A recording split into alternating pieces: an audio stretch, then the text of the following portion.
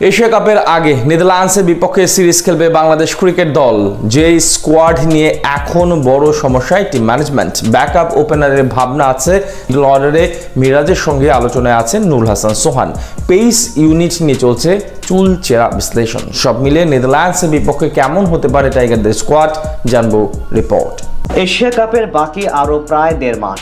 লম্বা সময়ের মাঝে আন্তর্জাতিক ম্যাচ না থাকায় কিছুদিন আগে হতাশা প্রকাশ করেছিলেন টি-20 অধিনায়ক লিটন কুমার দাস। তবে এবার সেই দুশ্চিন্তা কেটে গেছে। আগস্টেই নেদারল্যান্ডস আসছে বাংলাদেশে, যেখানে দুই দলের মাঝে হবে 3 ম্যাচের টি-20 সিরিজ। আর এটি হতে চলেছে এশিয়া কাপের পূর্বে শেষবারের মতো নিজেদের ঝালিয়ে নেওয়ার সুযোগ।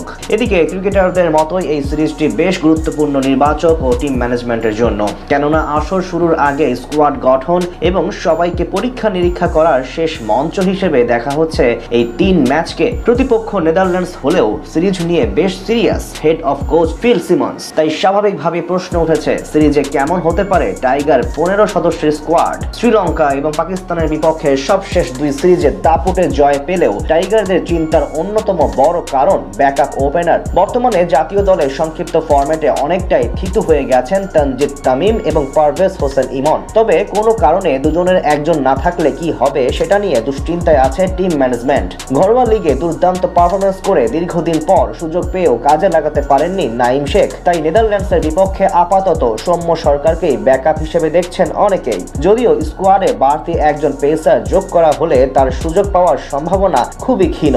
3 নম্বরের জন্য থাকবেন অধিনায়ক লিটন কুমার দাস। এশিয়া কাপের পূর্বে নিজেকে ফর্মে নিয়ে আসার এটাই বড় একটা সুযোগ টাইগার কাপ্তানের কাছে। এরপর মিডল অর্ডার নিয়ে আছে বেশ কিছু প্রশ্ন। শেষ 2 সিরিজে এখানে তাওহিদ হৃদয়ের সঙ্গে দেখা গেছে অলরাউন্ডার মেহেদী হাসান মিরাজকে, কিন্তু দুজনের একজনও তেমন ভাবে পারফরমেন্স করতে পারেননি। তাই এখন গভীর চিন্তায় নির্বাচকরা। বিশ্লেষকদের মতে হৃদয়কে রাখা গেলেও মিরাজকে বাদ দেওয়া উচিত টি-20 স্কোয়াড থেকে। তার পরিবর্তে অনেকে এখানে নুরুল হাসান সোহানকে দেখছেন। শেষ 2 বছরে ঘরোয়া লিগে দারুণভাবে প্রমাণ করেছেন এই উইকেট কিপার ব্যাটসম্যান।